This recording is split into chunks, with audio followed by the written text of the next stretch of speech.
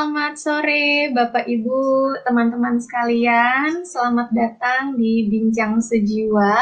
Semoga semua dalam keadaan sehat, tetap semangat, dan semoga tadi juga terinspirasi mendengar alunan lagu dari adik kita Shannon untuk membuka sesi Bincang Sejiwa kita hari ini. Nah, untuk Bapak Ibu, rekan-rekan yang baru bergabung, mungkin saya akan memperkenalkan diri dulu. Nama saya Wuri, saya dari Sejiwa, dari Yayasan Sejiwa. Hari ini saya akan memandu sesi ngobrol-ngobrol kita, Bincang Sejiwa, selama kurang lebih 1 jam ke depan. Nah, Bincang Sejiwa ini adalah sesi ngobrol-ngobrol atau bincang-bincang yang akan kami adakan secara rutin di setiap hari Minggu. Tujuannya untuk menginspirasi, berbagi cerita tentang bagaimana menumbuhkan karakter dan kebajikan. Jadi kalau tagline-nya dari Bincang Sejiwa, kita punya tagline-nya adalah menumbuhkan karakter dan kebajikan. Nah, sesi Bincang Sejiwa ini merupakan kerjasama antara Yayasan Sejiwa dan Lembaga Pendidikan Karakter. Yayasan Sejiwa, mungkin untuk Bapak Ibu yang baru berkenalan dengan Sejiwa, Yayasan Sejiwa adalah lembaga swadaya masyarakat yang bergerak di bidang perlindungan anak, baik di ranah online atau ranah offline. Nah, untuk pendidikan karakter sendiri adalah sebuah lembaga pendidikan yang berfokus untuk memberikan pelatihan pendidikan karakter secara utuh dan menyeluruh untuk di berbagai sektor ya. Jadi tidak hanya di satuan pendidikan, tapi juga di komunitas dan juga untuk masyarakat. Nah, ini adalah episode kedua. Episode sebelumnya kita sudah menghadirkan seorang change maker muda. Nah, hari ini kita akan berbicara bagaimana menumbuhkan karakter dan kebajikan lewat bercerita. Nah, untuk sesi hari ini kita akan bersama dengan 2 orang experts kita dari Yayasan Sejiwa dan dari Pendidikan Karakter. Mari kita undang Mbak Dina Haryana dan Mas Doni Kusuma. Monggo. Halo Mbak Dina, Mas Doni. Selamat sore. Selamat sore semuanya. Sampai ketemu lagi. Apa kabar Mbak Dina? Baik, sehat walafiat, alhamdulillah. Baik, sehat, puji Tuhan. Mas Doni sehat juga ya? Ya. Sehat. Sudah siap hari ini kita mau ngobrol-ngobrol? Siap dong ya. Nah, hari ini kita mau ngobrol tentang berbincang-bincang tentang bagaimana menumbuhkan karakter dan kebajikan melalui cara yang menyenangkan, yaitu lewat bercerita nih, Mbak Dina dan Mas Doni dan rekan-rekan semuanya. Kita sudah kehadiran, nanti kita akan kedatangan narasumber kita yang pasti sudah malang melintang di dunia perdongengan. Beliau adalah Mas Aryo, pendiri dari komunitas Ayo Dongeng Indonesia. Nah, sebelum kita mengundang Mas Ayo untuk bergabung bersama kita akan melihat video untuk menampilkan profil dari Mas Aryo atau yang biasa kita panggil Kak Ayo. Boleh silakan diputarkan video profilnya.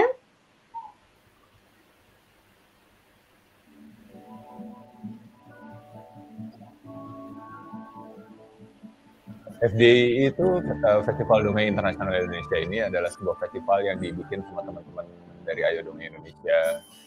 Kemudian ini melibatkan beberapa pihak yang mensupport kita sih. Ini dulu awalnya 2013 kita dulu bikin namanya baru Festival Dongeng Indonesia. Itu dulu di Perpustakaan UI. Kemudian 2014 kita mulai pindah ke Museum Nasional. Kita bikin jadi Festival Dongeng Internasional Indonesia mulai 2015.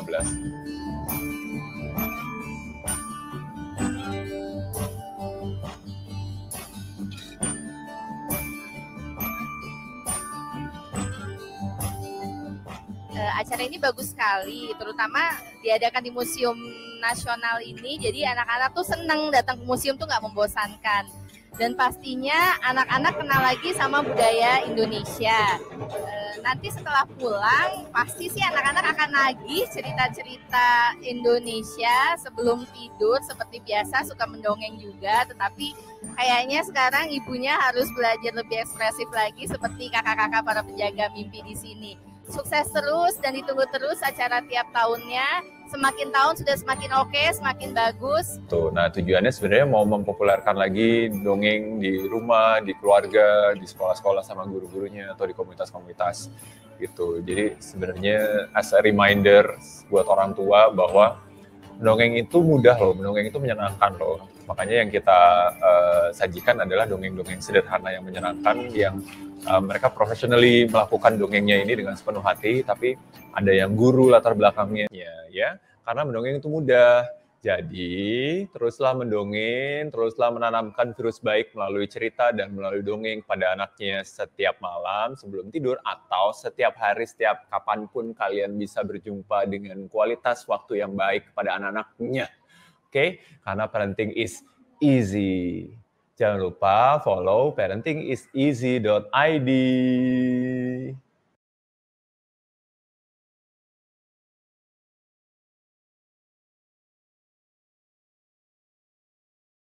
Oke, ya itu tadi adalah video yang menayangkan tentang Festival Dongeng Internasional Indonesia yang digagas oleh Ayo Dongeng Indonesia. Nah, pasti udah nggak sabar nih ya, pengen ketemu sama Kak Ayo. Tapi sebelumnya, saya ingin mengingatkan untuk sahabat sejiwa semua, untuk Bapak Ibu yang sedang menonton, silakan kalau ada pertanyaan, dituliskan di kolom komentar, nanti 3 pertanyaan terbaik akan diberikan merchandise. Oke? Nah, tanpa menunggu lama lagi, mari kita sambut Kak Ayo. Kak Ayo. Kak Ayo. Halo. Halo, selamat sore. Selamat sore, Kak Ayo, apa kabar? Aku jadi sedih ngelihat videonya. Kenapa? Nggak tahu mau diputerin itu. Oh. Iya, jadi teman-teman itu dari akhir tahun kemarin itu sudah mempersiapkan untuk festival tahun ini, November besok. Oh, iya. Udah disiapin deh, terus kita mau bikin festival lebih besar. Teman-teman se-Asia itu banyak yang mau datang, jadi kita udah, persiapannya mungkin udah dibilang 2 tahun kali. Kita udah presentasi ke teman-teman di India, waktu kita ada conference di sana, jadi udah, ya gitu deh, terus tiba-tiba ada COVID-19 ini, semuanya stop, tahun ini kita cancel, terus ngeliat tadi, keseruannya itu jadi membawa lagi ke kenangan gimana serunya festival, gimana serunya anak-anak, gimana ngelihat anak-anak ketawa dan menikmati, nah itu, ya gitu deh. Benar sih, kayak, melankolis. Aduh. Tapi jadinya di cancel atau diundur atau diubah format atau gimana nih? Yang tahun ini mungkin untuk sementara diundur ke tahun depan, tapi belum tahu sih, ini lagi dalam pembicaraan. Karena pasti kesannya berbeda sih, tidak secara langsung kalau misalnya melakukannya, tapi tetap kita mencoba untuk menyampaikan cerita sih, gitu. Okay. Nggak apa-apa, kita masih bisa menebarkan semangat yang sama lewat berbagai platform, luar biasa. Semangat lah. Nah, sebelum kita ngobrol lebih lanjut, mungkin boleh diceritain dulu nggak sih Kak Ayo tentang Ayo Dongeng Indonesia nih sebenarnya bagaimana komunitasnya, kemudian waktu itu gimana sih Kak Ayo memulai inisiatif ini, apa yang mendasarinya gitu. Gimana? Banyak ya? Ini pura-pura nggak dengar atau? Dulu sebenarnya karena aku udah suka mendongengnya itu udah lama banget. 90-an lah, itu dari 90-an lah. Nah, komunitas ini itu baru berdirinya 2011 kalau tidak salah. Semenjak senang mendongeng, dulu komunitas yang aku ikut aktif itu adalah komunitas literasi. Jadi ada komunitas 1001 buku dan ada beberapa komunitas yang lain. Karena aku senang baca. Itu seperti dilihat di belakang, ini adalah koleksi dari zaman dulu kala. Luar biasa. Nah, karena senang membaca, jadi ketika menemukan ada komunitas yang kita menyebutnya pemulung buku, jadi kita suka ngumpulin buku-buku bekas tapi yang layak baca dan layak untuk dibagikan kembali ke anak-anak.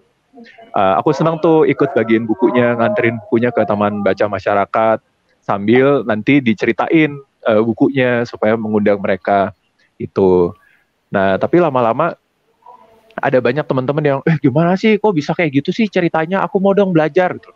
Akhirnya ya udahlah, bikin sharing, teman-teman yang mau belajar ikutan. Nah, tapi lama-lama jadi kayak nggak enak hati gitu. Ada ayo yuk ikutan si Aryo nih dongeng yuk itu. Terus yaudah mendingan kita bikin ini aja yuk, bikin komunitas. Jadi ada satu wadah yang kita bisa belajar bareng, bisa tukeran, tidak harus ke saya, tapi ke teman-teman yang lain yang mungkin sudah ada pengalaman juga, dan nggak nyebutin nama saya, jadi nyebutin nama komunitasnya gitu. Akhirnya dibikinlah komunitas namanya Ayo Dongeng Indonesia. Jadi kalau misalnya nyebutin tuh sekalian ngingetin yang merasa orang Indonesia untuk yuk mendongeng gitu. Alhamdulillah sih sekarang udah banyak relawannya yang mau terlibat. Latar belakangnya beragam, dan kita rutin bikin kegiatan. Setiap bulan ada kegiatan. Kalau dulu ada namanya kelas dongeng, itu acara yang terbuka untuk siapapun yang mau belajar mendongeng. Tidak harus untuk menjadi pendongeng profesional, tapi bisa menjadi orang tua yang untuk mendongeng ke anaknya di rumah, atau guru untuk mendongeng di kelas, atau sebagai kakak. Kemudian kita setiap bulan juga ada namanya dongeng kejutan, jadi seperti festival tapi kecil, itu rutin di tempat-tempat publik, jadi itu memang terbuka untuk siapapun untuk datang dan mendengarkan dongeng rutin setiap bulan. Itu kalau nggak di perpustakaan Kementerian Pendidikan dan Kebudayaan RI, atau di Perpustakaan Nasional, atau di museum, atau di Museum Nasional, Perpustakaan Nasional, atau di taman. Kita juga sering bikin di taman. Di Jakarta, daerah Jakarta memang biasanya. Dan setiap tahun kita bikin festival dongeng internasional Indonesia itu untuk perayaan dongengnya gitu. Jadi ini ibaratnya memang berawal dari hobi dan kegemaran membaca. Sampai sekarang masih hobi. Sampai sekarang masih hobi, tapi maksudnya berawal dari itu akhirnya mendorong Kayo untuk sharing, dan akhirnya menarik banyak orang untuk ikut juga ya, jadi pengen mendongeng juga gitu ya Mas Kak Ayo ya. Nah, kalau sekarang kan ini udah banyak nih relawannya. Kalau dulu awal-awal ada kesulitan nggak sih Kak Ayo? Dulu aku mulai berempat. Ada sama sahabat-sahabat baik waktu di sastra. Dulu aku kuliah di sastra di UI. Nah, itu ada beberapa teman dekat yang bahkan di kuliah itu aku dulu udah bikin satu komunitas kelompok kecil dongeng juga, namanya Belalang Kupu-Kupu. Itu kita teman-teman mahasiswa yang senang mendongeng, kita datang ke daerah bencana, kita datang ke teman baca, kita datang ke panti asuhan, kita dongeng tuh namanya Belalang Kupu-Kupu. Nah terus makin lama ada beberapa teman yang memang passionate banget, terus ketika udah lulus aku nggak bisa pakai lagi si Belalang Kupu-Kupu itu. Akhirnya yuk kita bikin aja yuk yang lebih luas. Jadi bikinlah sama 4 orang. Tapi ya gitu, berjalan dengan waktu mungkin mereka udah ngeliat kali ya, oh seru nih ada ini. Terus tidak harus ada syarat apapun. Jadi akhirnya mulailah datang bergabung gitu. Karena tadi juga tagline-nya kan karena mendongeng itu mudah ya, Ayo ya. Betul. Betul ya. Oke, nah ini mungkin aku mau tanya nih ke Mas Doni. Kalau ini tadi kalau menurut Mas Doni dengan apa yang dilakukan Kak Ayo dan teman-temannya dan komunitasnya, itu bagaimana sih Mas kalau dilihat dari sisi pendidikan karakter? Ya, apa yang sudah dilakukan Kak Ayo ini sesuatu yang sangat luar biasa ya, dan dalam diri manusia ada seorang, dari pepatah kuno lah yang selalu mengatakan bahwa dalam diri seorang manusia itu selalu hidup sang anak. Nah, artinya apa? Hidup kita ini bisa penuh warna, manusia bisa menjadi bahagia karena dia memiliki sifat-sifat anak-anak, sifat kagum, lalu kemudian banyak bertanya, kemudian bisa bergembira. Nah, saya ingin mengutip dulu salah satu kutipan dari seorang penyair, Percy B. Shelley, dalam bukunya Defense of poetik itu dia mengatakan gini, seorang manusia agar dia bisa menjadi manusia yang besar dan luhur harus dapat mengimajinasikan secara intensif dan komprehensif. Dia harus belajar bagaimana berada dalam posisi orang lain melalui kesedihan, kegembiraan umat manusia. Dan itu menjadikannya sebagai bagian dari pengalamannya sendiri. Dan dalam konteks pendidikan karakter, ini yang seringkali dalam literatur disebut imajinasi moral. Nah, berdongeng itu kalau dalam konteks pendidikan karakter itu punya fungsi dua penting. Pertama, bagi pendongengnya sendiri, jadi mereka yang mendongeng itu memiliki kemampuan untuk memahami cerita, punya perspektif terhadap sebuah persoalan dan pengalaman umat manusia. Jadi dengan kita bercerita, kita memahami ceritanya, kita pun memiliki perspektif atas sudut pandang kehidupan. Itu dari sisi penceritanya. Tetapi ketika seseorang bercerita, dia kan harus memperhatikan orang lain, siapa yang diajak bercerita, misalkan anak-anak. Maka seorang pencerita ini dia harus bisa memposisikan diri dalam diri seperti anak-anak, dengan bahasa seperti anak-anak, melihat dunia mereka dengan kata-kata yang khas anak-anak. Nah, ini memang tidak mudah. Lalu yang kedua, bagi mereka yang mendengarkan cerita, ini akan terjadi transformasi, perubahan. Karena apa itu tadi? Anak-anak itu akan lebih mudah memperoleh pengalaman tentang nilai-nilai moral, nilai-nilai kehidupan, nilai-nilai yang luhur, dan pengalaman kebajikan itu justru di dalam cerita.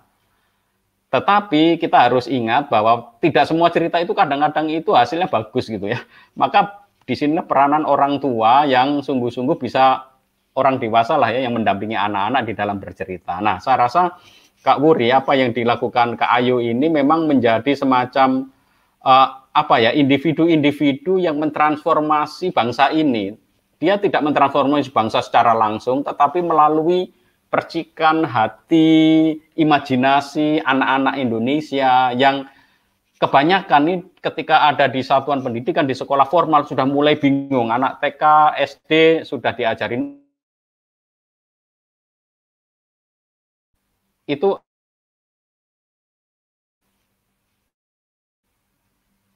Jadi ketika SD anak-anak ini kan seringkali sudah belajar nulis, membaca. Nah, kadang-kadang dengan paksaan yang formal ini imajinasinya hilang. Maka sebenarnya kemampuan bercerita, mendengarkan cerita, dan anak-anak sendiri diajak bercerita, dia bisa belajar berada di dalam posisi orang lain. Yang terakhir, dengan bercerita ini kita bisa mengajak anak-anak atau mereka yang mendengar untuk bersikap simpati dan empati, merasakan penderitaan, kegembiraan orang lain.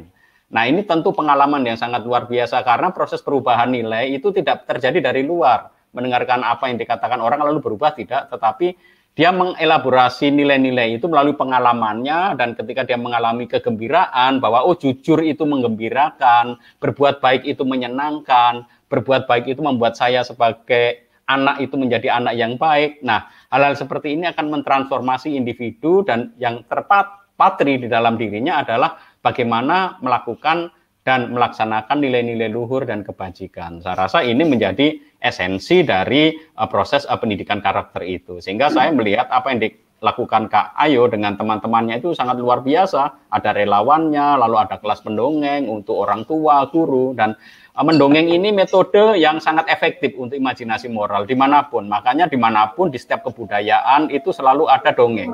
Karena apa? Sejak bertahun-tahun sudah menjadi terbuktilah bahwa bercerita ini bisa meneruskan tradisi, mewariskan nilai-nilai dan nilai-nilai luhur kehidupan ini dalam diri generasi berikutnya. Begitu Kak Wuri menurut saya.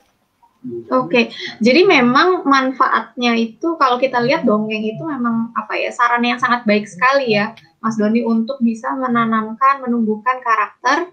Dan manfaatnya bukan cuma untuk yang mendapat atau mendengarkan dongeng, tapi juga untuk yang mendongeng juga ya. Betul, betul. Maka Bapak Ibu guru, orang tua juga bisa mengajak dongeng, anak diajak mendongeng, bercerita, lalu itu membuka kreativitas dan imajinasi. Karena imajinasi ini sangat penting. Kalau dalam cerita, misalkan nanti orang tua bertanya, Dek, siapa yang berbuat baik atau ini seperti apa gitu kan. Katakanlah nih nanti misalkan anak suatu ketika memilihnya malah milih yang berbuat buruk. lalu bisa diluruskan kan, artinya itu masih dalam cerita, sehingga oh bukan gitu dek, kalau kamu nanti jadi orang mesti seperti ini gitu. Jadi imajinasi moral itu sebenarnya sudah latihan, tetapi risikonya kecil ketika anak itu salah mengambil pilihan. Nah di situ metodologi pendidikannya terbentuk, sehingga anak-anak dalam membaca itu nggak bisa dibiarkan sendiri, karena anak-anak ini bisa, atau karena anak-anak ketika memahami sebuah cerita tidak bisa kita biarkan dia memahami sesuai dengan pemahamannya, karena sekarang ini kan konteks anak membaca, mendengarkan itu kan dia mengaitkan dengan pengalaman masa lalunya, sehingga kadang-kadang hal yang menurut orang lain itu harusnya seperti ini, bagi dia bisa berbeda karena pengalaman latar belakangnya berbeda. Nah ini harus diperhatikan oleh seorang pendongeng, dan tentu tetap harus nanti setelah mendongeng itu pendongeng juga bisa kemudian mengajak mereka anak-anak untuk ngecek gitu ya, apakah nangkep gitu ya pesan-pesan yang ada di sana gitu, tanpa menggurui anak-anak tetapi menggali pengalaman mereka dan pemahaman mereka. Dan dongeng ini sampai saat ini menjadi metode di masing-masing kebudayaan yang sangat kuno dan paling efektif di dalam mewariskan nilai-nilai luhur. Saya rasa misalkan di tradisi Nias misalkan ya, ketika ada pengalaman tsunami gitu, mereka mewariskannya dalam bentuk pantun yang dendangkan terus-menerus, sehingga ketika anak-anak melihat ada air mulai surut, mereka langsung lari naik ke gunung. Dan anak-anak di Nias ketika tsunami selamat gitu, karena mereka diwariskan terus-menerus dalam proses pendidikan. Nah, budaya yang miskin puisi, miskin imajinasi, itu akan membuat masyarakat itu tergagap-gagap menghadapi persoalan di dalam kehidupan yang aktual. Oke. Gitu. Jadi memang kuncinya ya perlu pendampingan orang tua, jadi perlu ngecek juga pemahaman anak-anak, jangan sampai ketika setelah saya didongeng ternyata pesan moralnya kurang tepat. Iya, kadang-kadang anak-anak malah milih sesuatu yang lain. Yang kurang tepat. Yang lain yang dipilih itu bisa jadi gitu. Betul-betul. Nah ini sebenarnya selaras juga dengan semangat Ayo Dongeng Indonesia, karena tadi di video kita juga mendengarkan ajakan Kak Ayo untuk para orang tua supaya terus mendongeng ke anak-anaknya. Nah, memang menurut Kak Ayo nih, bagaimana sih perkembangan orang tua sekarang tuh, apa memang udah jarang mendongeng atau gimana?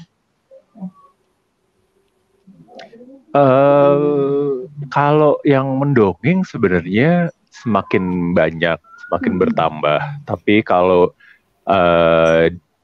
kemungkinan ya, karena belum ada penelitian yang lebih lengkapnya.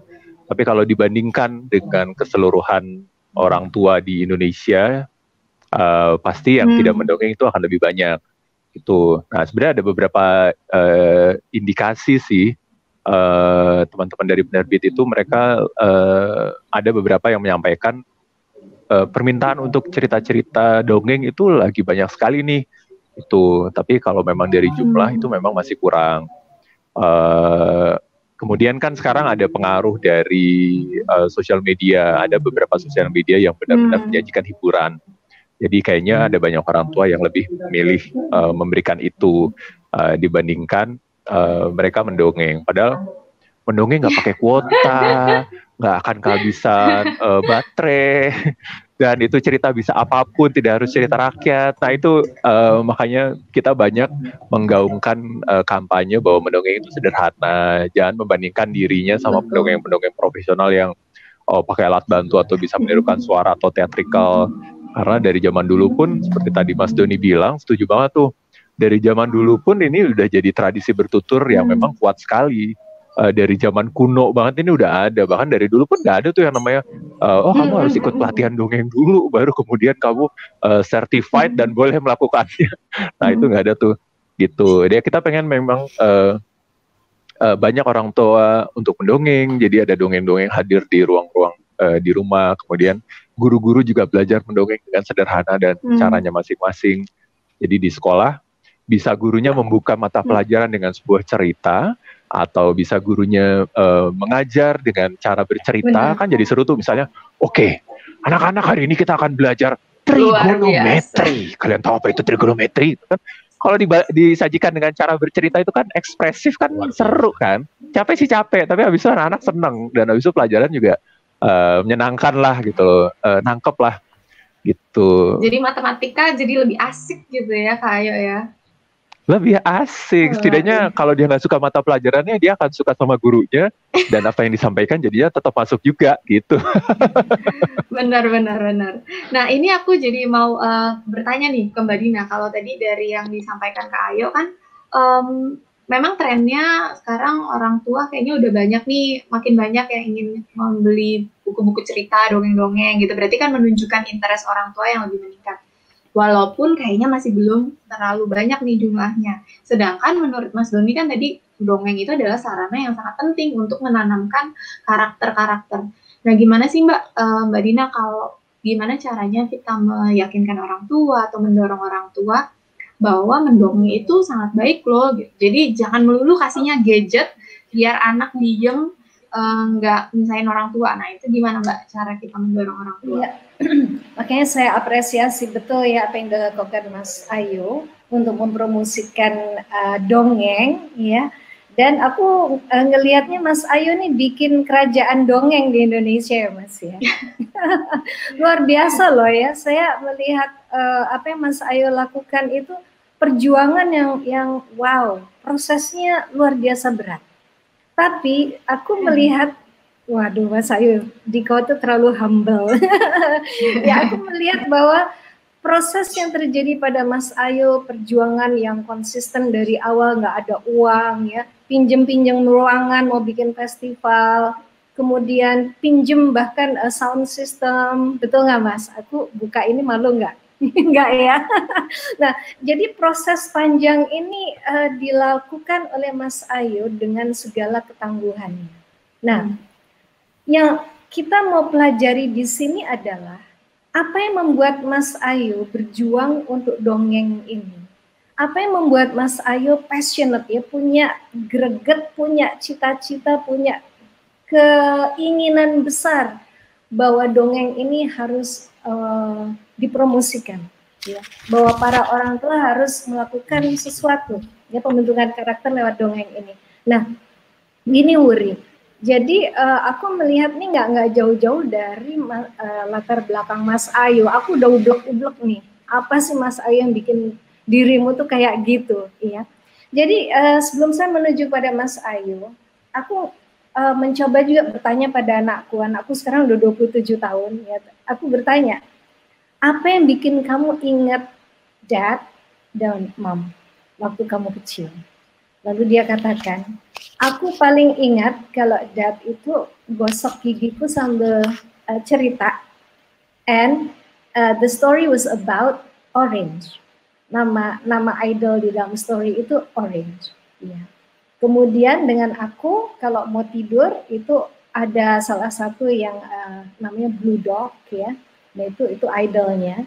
Dia ingat itu juga. Nah, ternyata ada memori yang kuat. Ternyata ada idol ya, perilaku yang baik yang kita masukkan di dalam pikiran dia, dalam hati dia, yang melewat cerita itu. Dan itu yang membuat ada keindahan kenangan tentang orang tua, tentang masa kecil lewat dongeng tadi. Nah, jadi ternyata itu yang diingat oleh anakku yang 27 tahun, ya benar sekali apa yang diberikan orang tua. Nah, sekarang apa nih yang dikasih orang tuanya Mas Ayu kepada Mas Ayu? Mas, aku ublek-ublek balik sedikit kasih tahu audiens ya. Ini wow, luar biasa banget. Jadi bapaknya Mas Ayu ini dulu tuh bekerja di perusahaan minyak. Waktu itu sukses banget loh. Tetapi beliau punya putra banyak ya Mas ya. Ada berapa Mas? Putranya? Cuma bertiga. Aku sama kakakku laki-laki sama adikku perempuan. Oke, 3. Tapi Mas punya ponakan juga banyak ya. Dan Pak D banyak ya yang berpengaruh ya. Sering kumpul pula ya. Nah, jadi dari ayah tadi itu berjuang untuk lepas dari pekerjaan yang sangat menggaransi kehidupannya mewah, ya, karena ingin punya waktu banyak, dan beliau sering mengajak putra-putranya ke menjadi pemulung buku tadi, ke toko-toko buku bekas ya Mas ya, dan bercerita banyak sekali kepada Mas Ayu. Ya, dan putra-putranya yang lain. Nah, kecintaan inilah yang menurut aku hadir di dalam kehidupan Mas Ayu. Ya. dan tanpa udah di bawah alam bawah sadar ya di Mas Ayo ini bahwa aku cinta dongeng ya, ayahku begini, dan ini menyatu di dalam diri Mas Ayo ketika dia berada di university, ternyata larinya juga ke dongeng juga, padahal harusnya bisa menjadi pustakawan nih Mas, pustakawan yang wow, udah di perusahaan pula waktu itu, ditinggal juga demi dongeng ya. Nah, aku melihat gini Uri, dongeng itu powerful banget ya. Karena di situ ada bonding, ada kerekatan emosi antara orang tua dengan anak ya. Dibangun pula idol ya. Apa itu idol ya? Tokoh ya. Tokoh idola ya dengan karakter yang betul, dengan karakter yang sangat baik ya. Kemudian biasanya karakter yang baik ini punya masalah begitu biasanya ya. Punya masalah, kemudian berproses, kemudian mencapai solusinya.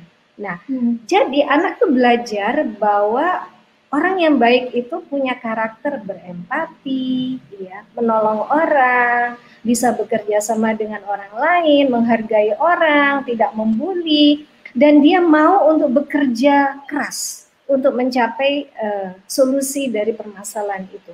Ada proses. Nah, ini semuanya ternyata ada pada diri Mas Ayo. Ya, karena dia ketika menghadapi kesulitan hidup ya, dan bapak dan ibunya ternyata juga bukan artinya ketika bapaknya meninggalkan pekerjaan yang matang, yang mapan, beliau membuka warung, begitu. Jadi dipilih sesuatu yang justru nggak mudah, tapi ada kecintaan yang lebih dalam. Lalu proses itu tidak mudah. Aku dapat cerita lagi bahwa mereka pindah-pindah rumah terus, ya. Wow, itu kan terus gimana pindah-pindah, gimana Mas ceritanya Mas? Dirimu gimana rasanya pindah-pindah rumah itu? Wah, nih intelijennya apa nih sejiwa nih, curiga. Ya. Soalnya kita mau bicara parenting ya, ini ada bukti ya betapa ada orang yang sukses ya mengalami kehidupan yang sukses. Jadinya kayak begini, sangat menginspirasi. Cerita dikit dong Mas, ini perkara pindah-pindah rumah ini Mas, seru banget. Kalau ini bukan sukses, ini cukup.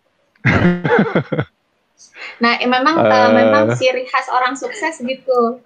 Humble ya. Ini karakter lagi nih, karakter baik nih Mas ya. Itu. Gimana Mbak? Kayaknya sinyalnya nggak bagus nih. Halo, Mbak. balik. Iya. Ya Mas, cerita Mas, waktu pindah-pindah. Jadi kita dulu sering pindah rumah. Jadi benar banget sih. Jadi bapak sama mama punya satu kayak pegangan. Tidak harus kerja tetap, yang penting tetap kerja. Jadi memang waktu itu ada satu kerjaan yang memang sudah settle, terus kok berangkat itu anak belum bangun, pulang anak udah tidur gitu. Terus akhirnya resign lah beliau. Ya mikirnya itu, udahlah yang penting tetap kerja. Itu buka warung, dan yang terakhir itu yaitu aset dijual. Karena untuk survive hidup sama untuk survive di pendidikan gitu. Jadi kalau misalnya ada kebutuhan untuk masuk sekolah, ada kebutuhan untuk apa, itu kita dulu dianggap orang kaya karena ganti-ganti mobil sama ganti-ganti motor, padahal itu barang dagangan semua. Sama rumah juga, kita udah pindah rumah itu bisa 8 kali lebih dari 8 kali. Jadi pindah mundur lagi ke kampung paling belakang yang nggak ada listrik, jalanan becek, tanahnya lebih gede, dibagi 2, setengah dibangun rumah, setengahnya itu jadi kebun. Nanti kalau butuh uang, setengahnya itu dijual, butuh uang lagi, rumahnya yang dijual, pindah lagi ke belakang lagi coba. Nah pokoknya gitu-gitu aja terus. Tapi alhamdulillah sih sekarang udah makin maju, malah balik lagi ke kota ya, karena anaknya udah gede-gede juga sih, udah nggak ada tanggungan kan. Ya alhamdulillah sih itu jadi belajar how to survive. Betul. Nah Mas, ini yang aku tarik nih yang dari Mas ceritain tadi ya, betapa orang tua Mas menggunakan kata orang tuaku tuh tangguh. Ya. Dan itu adalah sesuatu yang diberikan secara contoh langsung ya. plus cerita-cerita dongeng-dongeng yang diberikan Bapak banyak sekali kepada Mas Aryo. Beliau senang mendongeng, ya. Buku-bukunya luar biasa, ya. Nah, ini semuanya terbangunlah ketangguhan tadi lewat diri orang tua tadi, plus lewat dongeng-dongeng yang beliau sampaikan, ya. Nah, ini yang lucu nih, waktu pakai teplok. Nah, ini yang pakai teplok ceritanya lucu lagi nih. Nah, karena dengan teplok, ini audiens tahu nggak ya teplok itu apa? Teplok itu apa ya Mas? Lampu minyak lampu gitu sentir. Ya? Iya, iya, Lampu sentir ya. Kalau sentir orang Jawa yang tahu Mas. Iya, saya Jadi Jogja. sentir. Cerita minyak, dong Mas. Benar, ini masih ada cerita nih. Jadi ada lampu sentir, tapi ada keindahan di sana. Ayo Mas, cerita Mas.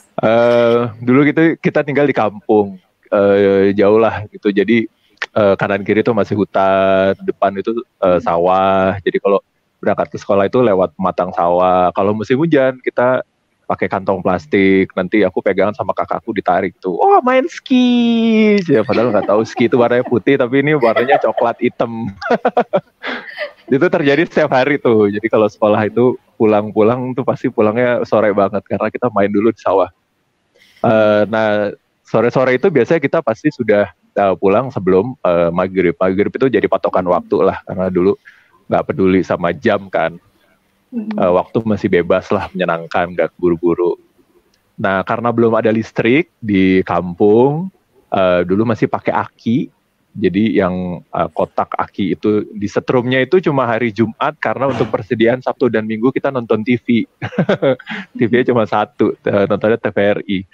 Nah biasanya patokannya lampu itu baru akan dinyalain, lampu teplok itu baru akan dinyalain setiap sore, biasanya habis maghrib, supaya bertahan sampai malam banget, sampai kita makan malam, anak-anak kerjain PR, belajar gitu-gitulah. Anak-anak maksudnya saya sama kakak, adik saya belum ada waktu itu. Nah jadi sebelum patokannya itu kalau lampu sentir belum nyala, kita nggak akan ada yang berani masuk ke dalam rumah. Jadi biasanya ngumpul di depan teras.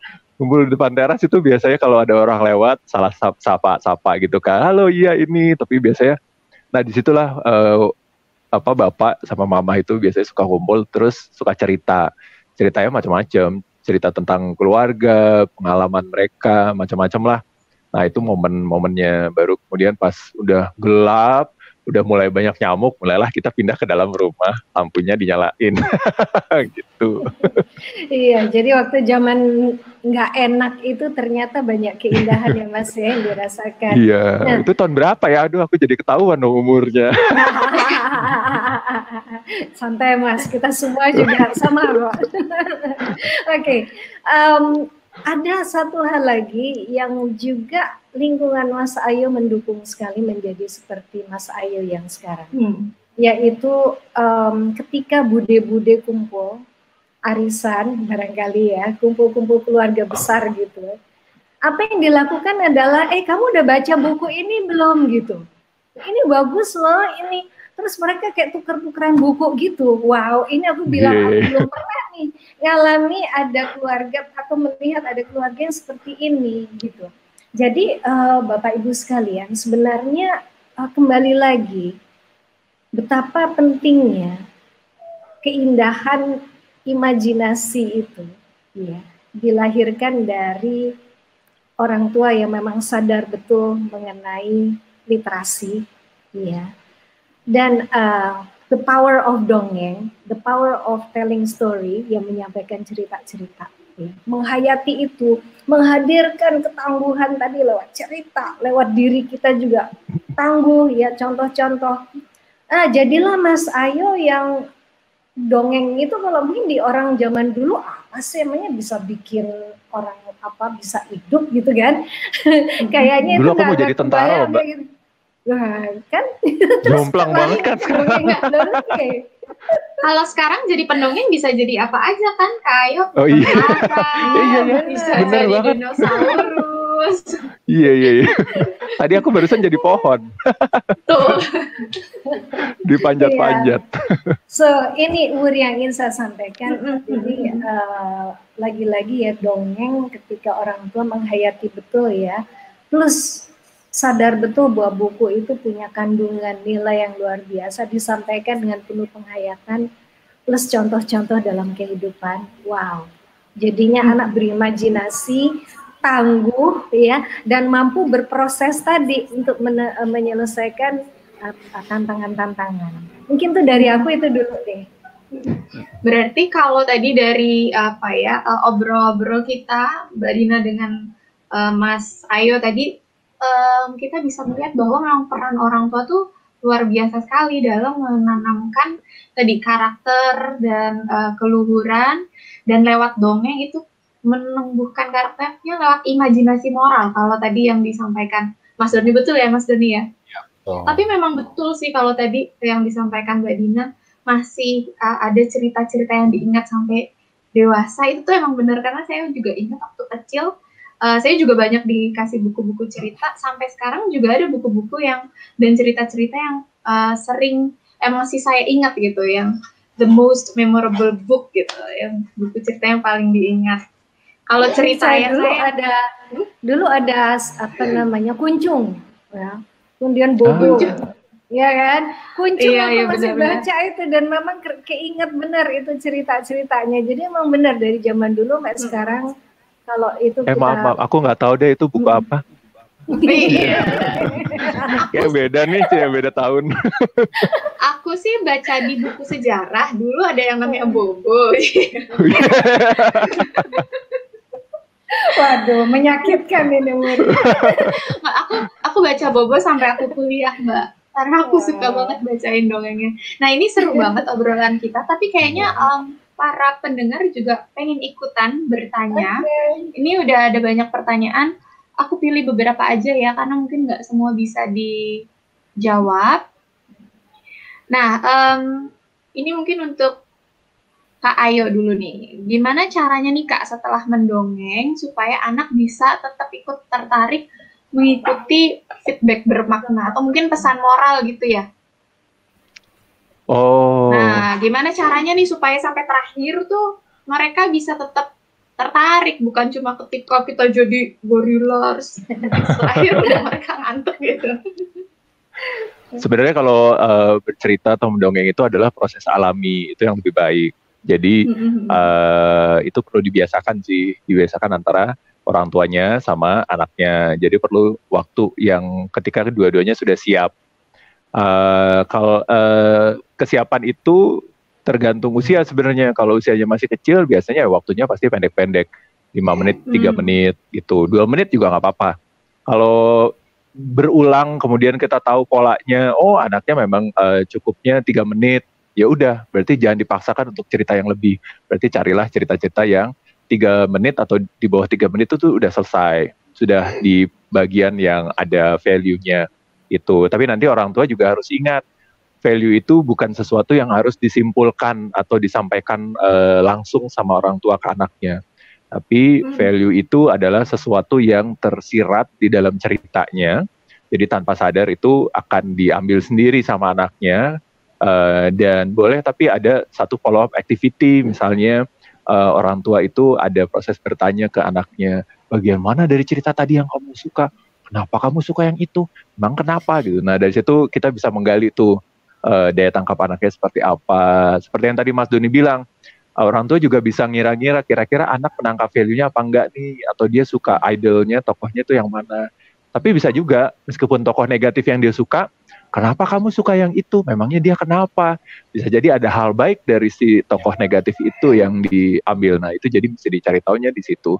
Jadi nggak boleh tuh yang, nah jadi dari cerita tadi kita bisa simpulin bahwa ternyata nggak boleh loh begini. Nah kamu mau gimana? Nah itu nggak boleh tuh. Itu udah rusak tuh ceritanya tuh. Iya. Jadi mendoktrin gitu ya. Oke, nah jadi memang perlu disesuaikan dengan usia anak juga ya, Mas Ayo ya. Karena kalau misalnya masih kecil pakai bahasa yang terlalu intelek gitu ya, anak juga bingung ini orang tua aku ngomong apa gitu. Oke. Thank you Kak Ayu untuk jawabannya. Nah, ini ada pertanyaan mungkin untuk Mas Doni ya. Mas Doni, apa nih parameter keberhasilan membangun karakter anak lewat cerita dan kendalanya apa sih biasanya? Ya, parameter keberhasilan untuk pembentukan karakter melalui dongeng ini sebenarnya kalau ini dalam konteks pendidikan anak ya, misalkan orang tua dengan anak kan lebih intensif ya, maka sebenarnya bisa dilihat sejauh mana anaknya itu memahami sikap dan perilaku yang selama ini telah menjadi asupan dalam dongeng yang diberikan oleh orang tua gitu. Seperti kata Kak Ayu tadi, memang dalam dongeng itu anak-anak itu seringkali akan jadi gini, ya kok kayaknya diajarin gitu ya. Ini anak-anak nilai moralnya kan banyak itu di WhatsApp grup, seringkali ada cerita, lalu di belakangnya ada pesan moral adalah, nah itu kan kayak lawak Sri Mulat ya.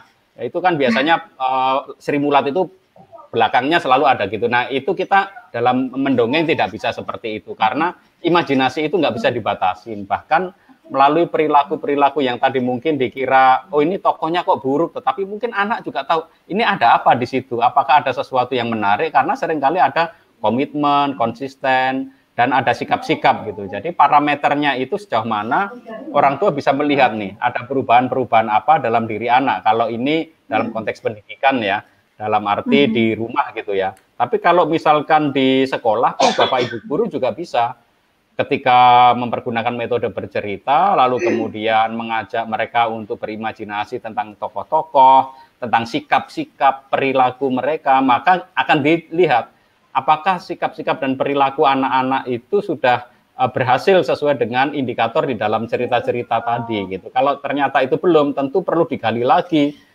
sebenarnya apa yang terjadi gitu ya di dalam proses itu gitu. Jadi memang secara sederhana indikator keberhasilan dari proses pendidikan karakter melalui cerita itu kita mau tidak mau perlu langsung masuk kepada perilaku, itu yang pertama. Jadi ada indikator yang terlihat, bisa diamati secara observasi gitu ya. Tetapi ini tidak cukup karena seringkali kalau di sekolah-sekolah itu seringkali anak-anak sudah berdoa ketika ada di kelas sebelum memulai pelajaran seolah-olah nilai agamanya sudah bagus. Padahal kan bukan itu. Tetapi yang lebih dalam adalah seperti kata Kak Ayu tadi, motivasinya, karena pendidikan karakter itu sebenarnya lebih bermain di motivasi, niat, atau intensi anak mengapa dia berperilaku seperti itu. Saya kasih contoh, misalkan nih, ketika guru bercerita tentang anak yang baik, yang mengerti tentang nilai-nilai kesehatan. Nah, di sekolah ada dua anak nih, sama-sama membuang sampah gitu kan, di tempat sampah gitu. Memang ada cerita, membuang sampah perlu di tempat sampah gitu kan. Tetapi ketika ditanya yang satu kenapa membuang tempat sampah, wah karena dilihat Bapak Ibu guru gitu kan. Nah ada yang bilang seperti itu, tapi yang lain mengatakan kenapa kamu buang sampah? Ya karena ini harus sehat, bersih, dan ini untuk menjaga kebersihan dan keindahan. Saya rasa dua hal ini agak berbeda dalam konteks pendidikan karakter, level keberhasilannya. Yang satu dia masih belum memiliki otonomi moral, dalam arti masih diawasin oleh orang lain gitu kan. Kayak model kantin kejujuran, tapi kantin kejujuran kalau diawasin ya akhirnya nggak ada gunanya. Di sekolah ada CCTV, ya nggak ada gunanya juga bagaimana mendidik nilai-nilai kejujuran gitu. Tapi pendidikan karakter yang tepat itu anak punya kesadaran bahwa nilai-nilai itu baik dan dia bisa melakukannya meskipun tanpa ada yang melihat.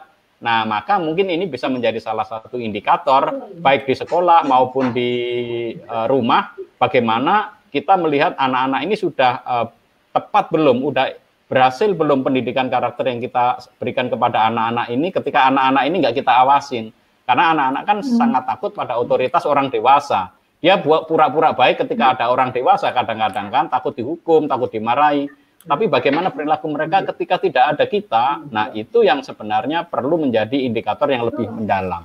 Saya rasa itu indikatornya Mbak Uri yang bisa saya sampaikan untuk guru maupun orang tua ketika sejauh mana pendidikan karakter itu bisa berhasil melalui proses dongeng ini. Jadi hasilnya tadi perilaku dan niat, intensi atau motivasi anak mengapa dia melakukan itu. Karena kalau dia bisa menjelaskan mengapanya, berarti dia paham, dia tahu, dan kita bisa melihat, oh sungguh-sungguh anak ini punya otonomi moral, melaksanakan tindakan moral itu, tindakan berkarakter, tindakan luhur itu memang tahu nilai, bukan karena mau dipuji, bukan karena ada yang mengawasi. Jadi kalau saya simpulkan berarti kunci keberhasilannya adalah parameter keberhasilannya adalah ketika nilai-nilai itu terinternalisasi di anak-anak dan dia praktekkan di kehidupan sehari-hari secara mandiri gitu ya Mas ya. Mandiri, betul. Nah ini berkaitan dengan penanaman karakter lagi melalui dongeng. Mungkin ini pertanyaan untuk Mbak Dina nih Mbak. Kalau penanaman karakter kan seyogyanya dimulai dari rumah, jadi idealnya bapak dan ibu yang mestinya mengenalkan melalui mendongeng pada anak. Nah, kira-kira sebaiknya siapa sih Mbak yang melakukan? Bapaknya atau ibunya? Mungkin Kak Ayu kalau mau menambahkan boleh Kak sebagai bapak. Iya. Kalau dari pengalaman di keluargaku sendiri itu waktu itu suamiku dan aku juga, jadi dua-duanya. Kalau lihat dari Mas Ayu tadi juga ayah bundanya juga, jadi kalau bisa sih dua-duanya begitu, karena ayah juga harus terlibat di dalam mendidik anak. So aku sih sarankan kalau bisa gantian gitu ya, malam ini mamanya, besok lagi ayah ya. Jadi mau tidur ini menjadi perayaan ayah dengan anak, ibu dengan anak gitu ya. Ada bonding, ada koneksi emosi yang erat gitu. Nah kalau bisa gantian gitu akan bagus banget. Tapi kalau ada salah satu yang nggak suka mendongeng, nah itu yang gimana ya? Harus satunya lagi mengisinya. Nah, misalnya si ibu senang mendongeng ya, si ayah mungkin senang ngajak di olahraga, ya nggak apa-apa juga sih, gitu. Tapi kalau bisa jangan sampai hanya ibu saja, ayah tidak terlibat. Ya, nanti ibu unhappy, ya, lama-lama capek juga dongeng sama anak gitu kan. Jadi pesanku teman-teman yang masih muda-muda, orang tua yang muda-muda, yuk kita benar-benar pakai waktu mempengaruhi anak ya, menggunakan segala kemampuan kita. Kalau nggak bisa dongeng ya belajar gitu ya. Kalau perlu kontak Kak Ayu nanti bisa diajarin dongeng ya. So yuk jangan sampai kita kehilangan momen ya, nanti kita menyesal. Terus terang Muri, aku mau sampaikan sedikit sentimen dari diriku juga ya. Waktu zaman anakku masih kecil, aku waktu itu kerjaanku luar biasa sehingga banyak sekali harus keluar kota. Nah, terus terang kalau aku flashback ke belakang, itu ada penyesalan yang dalam sekali. Karena banyak hal yang harusnya aku lakukan pada saat itu, aku nggak bisa lakukan. Nah, penyesalan ini kan aku nggak bisa lagi putar balik, anakku cuma satu gitu ya. Jadi ada penyesalan yang aku nggak bisa revisi ya. Nah makanya aku sekarang menjadi begini ya, pengen bergiat di keorangtuaan untuk parenting, karena aku pengen para orang tua benar-benar melakukan yang tepat ya, tidak ada penyesalan nantinya ya. So itu sih. Nah dongeng ini sebagai sesuatu yang sangat luar biasa ya, dan Kak Ayu pun berhasil menginspirasi kita kembali ya. Yang dulu dongeng tuh selalu diasosiasikan dengan perempuan. Kak Ayu laki-laki dan berhasil untuk menyampaikan pada kita, laki perempuan kudu bisa menginspirasi anak. Nah menurut aku spirit ini mudah-mudahan untuk teman-teman yang muda-muda ya, orang tua yang muda nggak menyesal nanti ya. Yuk lakukan yang bisa kita lakukan, yuk belajar mendongeng dari yang kita sukai aja dulu ya, dan kita gantian suami istri itu Puri. Oke, jadi memang idealnya kedua orang tua, tapi kalau memang ada yang lebih suka mendongeng ya mungkin itu bisa yang lebih banyak meluangkan waktu untuk mendongeng gitu ya Mbak ya. Nah mungkin ada tips nggak nih dari Kak Ayu nih Kak, buat mungkin orang tua yang masih belum pede untuk mendongeng, ada nggak sih Kak tips-tipsnya gimana caranya mendongeng secara mudah? Kalau masalah pede buat orang tua itu sebenarnya bukan masalah pede sih, itu sebenarnya masalah niat, mau apa enggak, cuma itu aja. Karena masa orang tua nggak pede di depan anaknya sendiri, kan itu aneh gitu loh. Jaimnya di mana? Kenapa mesti apa nggak pede sama anak, itu kan aneh lah. Jadi itu sebenarnya lebih ke masalah kemauan. Willingness-nya ini yang mesti dipertanyakan. Sebenarnya ini mau jadi orang tua atau mau jadi apa gitu. Jadi itu yang harus dipertanyakan kembali. Jadi nomor satu tipsnya adalah siapkan mental nih. Jadi masalah niat. Karena ketika mau melakukan itu sebenarnya yang menghalangi itu adalah negatif thought-nya itu, pikiran negatif kita. Mikirnya, aduh ntar nggak sebagus si ini lagi, atau aduh nggak sebagus yang suka itu lagi. Itu, atau aku nggak ekspresif nih kayaknya. Nah jadi nomor satu itu. Nomor dua, pilih cerita. Pilih cerita yang paling baik itu adalah cerita yang orang tuanya suka dan cerita yang juga sesuai sama ketertarikan anaknya. Itu. Yang ketiga, lakukan, udah itu aja. Gak usah ribet-ribet, gak usah latihan, gak usah nyiapin, alat bantu apa ya, pakai tisu, pakai apa ini segala macam, gak usah. Pokoknya ngumpulin niat, cari cerita, lakuin, udah itu aja. Ada satu lagi deh yang keempat, luangkan waktu, jangan mencari waktu luang, karena kalau mencari waktu luang tuh gak akan ketemu.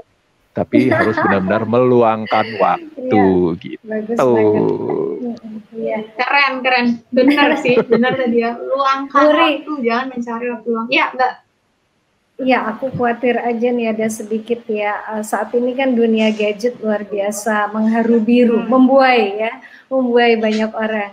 Nah, ini kalau yang terbuai adalah para orang tua muda yang punya anak-anak kecil dan terobsesi di sana sehingga meninggalkan anak-anaknya. Aduh, itu yang menurut aku nanti ada penyesalan.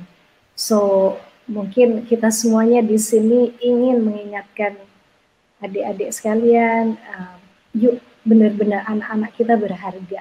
So, yuk kita bentuk mereka lewat keindahan-keindahan yang bisa kita lakukan, kebersamaan ya, dan kedekatan yang, itu akan forever. Iya, itu aja pesan kami di sini sebenarnya. Betul, karena mungkin banyak kekhawatiran orang tua, aduh anakku harus dikasih gadget biar dia nggak gaptek. Padahal sebenarnya untuk anak zaman sekarang belajar tentang teknologi itu jauh lebih mudah dibandingkan untuk menanamkan perilaku positif, menanamkan karakter positif untuk anak kita dari usia dini gitu ya, Mas Doni, Mbak Dina, dan Kak Ayo. Yeah. Nah, ini mohon maaf Bapak Ibu, tidak semua pertanyaan bisa dijawab, tapi tenang saja, semua pertanyaan nanti dilihat untuk kita tentukan siapa pemberi pertanyaan yang paling menarik. Nah, kalau tadi dari yang Kak Ayo sampaikan kan memang yang penting kita kumpulkan niat, kemudian pilih cerita, dan lakukan. Nah, boleh dong Kak, kita dikasih contoh sedikit aja. Langsung pura-pura sinyalnya putus. Pura-pura sinyalnya putus. Contoh sedikit ya, aja ya. Iya, boleh Kak. Kita jadi mendongeng pada suatu hari udah selesai, nggak apa-apa ya. Oke. Ini ada sebuah cerita yang aku senang sekali. Aku juga pelajari cerita ini dari salah satu temanku pendongeng di Malaysia. Ini cerita yang mungkin kita bisa lakukan sama-sama dengan Mas Doni, Mbak Wuri, Mbak Dina di sini sama teman-teman yang lain yang juga ikut menyaksikan. Sebuah cerita yang menggunakan jari. Nah, ini suatu hari, boleh. Ayo. Suatu hari ada 5 sahabat. Ada jempol, ada telunjuk, ada tengah, ada manis, dan ada kelingking. Mereka ini sahabat baik. Mereka ini senang bermain. Mereka suka berlari-larian. Mereka senang lompat-lompatan. Sampai biasanya sore hari mereka itu lelah. Kemudian malam harinya mereka tertidur.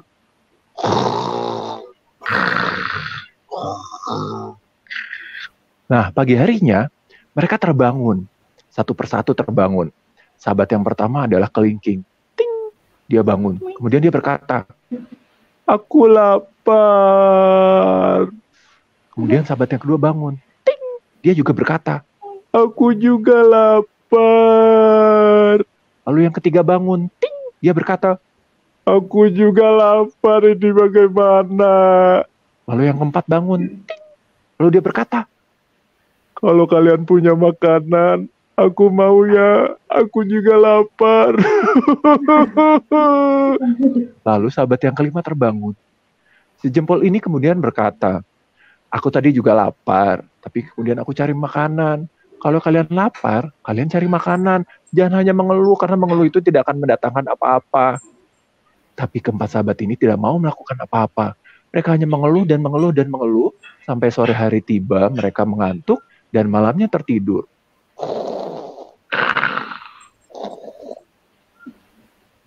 Keesokan paginya, keempat sahabat itu juga terbangun. Satu persatu, sama seperti kemarin. Ayo, masih ingat nggak bilang apa? Sahabat pertama bangun dan bilang, Aku lapar. iya, aku lapar. Lalu sahabat kedua bangun dan juga bilang, aku juga lapar. Sahabat ketiga bangun dan juga bilang, aku juga lapar. Sahabat keempat juga bilang hal yang sama. Kalau kalian punya makanan, aku mau ya. Aku lapar. Sahabat yang terakhir terbangun. Tapi dia ingat, kemarin itu sudah dikasih nasihat yang baik, tapi tidak mau dilakukan. Ya udahlah, aku cari teman-teman lain yang lebih baik. Kayaknya lebih enak berkumpul sama teman-teman baik. Kemudian sahabat yang kelima, kemudian mencari teman yang baik. Dan ada yang bilang sahabat yang kelima itu pindah rumah. Itulah kenapa ada yang bilang sahabat yang kelima itu letak rumahnya lebih jauh daripada keempat sahabat yang lain. Itulah kenapa jaraknya jauh berbeda. Dan itulah kenapa kalau ada anak yang melakukan hal yang baik, suka diberikan Jempol. Iya. Gitu ceritanya. Kelima jauh jempol. Iya, tapi mereka sampai sekarang masih bersahabat. Itulah kenapa masih satu Kalau tangan. nggak bersahabat, susah. Iya. Ini Nah, itu Oh, cerita iya. sederhana. Jadi orang tua Luar nggak usah biasa. pusing pakai boneka atau apa. Ini juga bisa jadi alat bantu yang menyenangkan. Itu ada di YouTube-nya AIO Dongeng. Iya. Kalian tadi ada beberapa pertanyaan tuh yang terkait gimana tips mendongeng, cara mau jadi pendongeng tuh gimana. Nah, itu bisa lihat tips-tipsnya di Ayo Dongeng Indonesia ya, Kak ya. Ya, ada teman-temannya, ada suka. Kita sering sharing kok karena ilmunya sederhana sebenarnya dan itu selalu dibagikan. Kita nggak pelit-pelit. Oke, luar biasa. Ternyata tadi terbukti hanya dengan jari-jari aja bisa membuat cerita yang sangat menarik. Dan pasti anak juga ngikutin kita aja jadi tadi saya, Mbak Dina, Mas Doni juga jadi ikutan gitu. Sampai pikiran jalan-jalan saya juga lapar ini. Oh iya, jam berapa ini? Nah, mungkin ini aku lihat banyak pertanyaan yang bagus ya. Mungkin nggak sih kalau Kak Ayo nggak keberatan ya untuk mengirimkan, kita kirim pertanyaan-pertanyaannya, kemudian mungkin bisa kita lewat Instagram nanti dijawab, mungkin nggak Kak Ayo? Oh, boleh, teman-teman boleh. jadi Siap, bisa belajar apa? Karena aku sendiri juga tertarik dengan jawaban-jawaban ini. Boleh ya Kak Ayo ya? Boleh, oke, siap. Jika Mas Doni, siap ya Mas Ya. Doni ya? Siap, Ya. siap. Nah, Oke, luar biasa. Ya, jadi nanti pertanyaannya akan kita jawab secara berkala di Instagram Sejiwa ya, Mbak Dina. Iya. Oke, nah mungkin terakhir nih sebelum kita menutup acara, aku ingin bertanya satu persatu ke masing-masing narasumber kita. Untuk Kak Ayo dulu nih, Kak Ayo harapan ke depannya apa sih nih setelah Ayo Dongeng Indonesia sudah memiliki ratusan relawan dan juga memiliki program acara yang berkala. Nah, harapan ke depannya apa nih? Harapan ke depan semoga COVID-19 cepat selesai, ada obatnya. Jadi anak-anak bisa memiliki hidup yang menyenangkan lagi, bisa lari-larian, manjat pohon, bisa guling-gulingan di rumput, bisa ketemu teman-temannya. Jadi nggak main gadget aja, karena ya itu tadi yang seperti Mbak Dina bilang, sekarang memang sedikit mengkhawatirkan karena biasanya keseharian orang tua itu anaknya pulang dikasih gadget. Tapi anaknya punya waktu di sekolah untuk main lari-larian gitu. Nah, semenjak sekarang di rumah aja karena banyak orang tua yang gimana ya, kayak mereka memilih untuk memiliki kesibukan sendiri, jadi kayak anak-anak tuh nggak ada aktivitas yang non digital gitu loh. Jadi mungkin ke depan ada lebih banyak orang tua yang mau melakukan hal-hal berkualitas yang juga lebih kreatif dan tidak tergantung dengan digital gitu. Dan semakin banyak orang tua yang mau mendongeng di rumah. Ya, sepakat Kak Ayu. Sepakat. Wah, Kak Wuri lagi hang nih. Hang ya, oh, okay. Oh dia kayaknya lagi. Ini direncanakan nih kayaknya. Oh, Sudah okay. direncanakan mungkin. Nggak mau berpisah dia. Oke, barangkali pesan dari Mas Doni apa Mas Doni? Ya baik, pertama-tama terima kasih pada Kak Ayo ya yang sudah menginspirasi kami, juga seluruh Bapak Ibu guru dan orang tua se-Indonesia. Dan saya ingin menambahkan satu hal lagi yang terpenting. Pendidikan karakter itu kan sebenarnya bukan sekedar penanaman nilai, tetapi juga membentuk manusia itu menjadi manusia yang luhur dan mulia sesuai dengan kemartabatannya. Dan disinilah cerita atau dongeng itu bisa. Maka sebenarnya ketika kita mempergunakan metode bercerita, nanti anak-anak ini seharusnya bisa membuat cerita bagi hidupnya sendiri. Artinya apa? Cerita ini transformatif ya, bukan sekedar saya mendengarkan cerita orang lain, bukan sekedar saya belajar dari cerita orang lain, tetapi anak-anak belajar dari ceritanya sendiri, membangun masa depannya sendiri. Dan disinilah sebenarnya persis di mana narasi itu harus menjadi semacam harapan ke depan bagi seluruh anak Indonesia apapun situasinya. Jangan hentikan imajinasi dan mimpi anak-anak Indonesia ini di masa depan. Berilah ruang yang bebas mereka berimajinasi, berkreasi, karena dengan cara itu mereka akan membangun masa depannya. Cerita membangun masa depan individu, membangun masa depan bangsa Indonesia. Nah, itu kira-kira pesan saya untuk sesi kali ini. Baik, dari aku, baik, keren banget Mas. Dari aku kayaknya itu tadi ya, bahwa harus ada waktu yang kita nikmati bersama anak. Gitu. Sayang kalau waktu anak yang cuman bersama kita, mungkin nanti usia 9-10 tahun udah semakin dia nggak mau lekat dengan kita. Jadi waktu kita nggak panjang. Nah, yuk kita nikmati kebersamaan dengan anak itu melalui salah satunya dongeng ini. Yakinlah ketika kita full menghayati dongeng itu, kita akan ngelihat wajah mereka yang penuh sukacita, ya bisa mengekspresikan, aduh cerita ini bagus banget, ini menyedihkan, tapi dia jadi tahu bahwa ada momen-momen dalam kehidupan yang memang sedih. Dia akan mengenali emosi tadi. So let's enjoy the time ya, yuk nikmati waktu kita dengan anak yang nggak panjang tadi. Ayo kita mendongeng buat anak-anak kita, ciptakan keindahan dengan mereka. Itu dari saya, Bapak Ibu sekalian. Insya Allah waktu 1 jam ini, 1 jam seperempat ya. Mudah-mudahan kita dapatkan sesuatu. Wuri masih belum kembali. Kak Ayo, terima kasih banyak atas kesediaannya. Dan kita terima kasih. Akan kita kirimkan pertanyaan yang belum terjawab, nanti mohon ditulis untuk kita pasang di Instagram kami, ya.